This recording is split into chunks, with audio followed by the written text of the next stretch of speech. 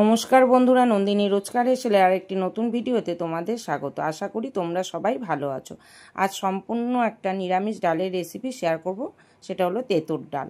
ডালটাকে শুকনো খোলায় ভেজে গরম জল দিয়ে ধুয়ে নিয়ে আমি আগের থেকেই গরম জল বসিয়ে রেখেছিলাম। তার মধ্যে ফুটতে দিয়ে দিলাম ডালটা 10 মিনিটের জন্য। ডালটা ফুটে উঠলে আমি লাউটা আর কাঁচা লঙ্কাটা দিয়ে একটু সেদ্ধ হতে দেবো 7 থেকে 8 মিনিট। তারপরে নুন হলুদ দিয়ে ডালটাকে আরও 5 থেকে 7 মিনিট ফুটতে দেবো।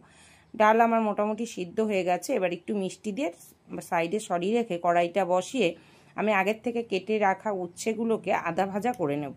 তারপর ওই তেলের মধ্যে শুকনো লঙ্কা, সর্ষে, তেজপাতা আর আদা ফোড়ন দিয়ে ভালো করে কষিয়ে নিয়ে সর্ষেটা হাতার পেছন দিয়ে একটু ভেঙে ভেঙে দেবো, তাতে ঘ্রাণটা খুব ভালো বেরোয়। নামানোর আগে একটু ঘি দেবো, ব্যাস ডালটা কিন্তু রেডি।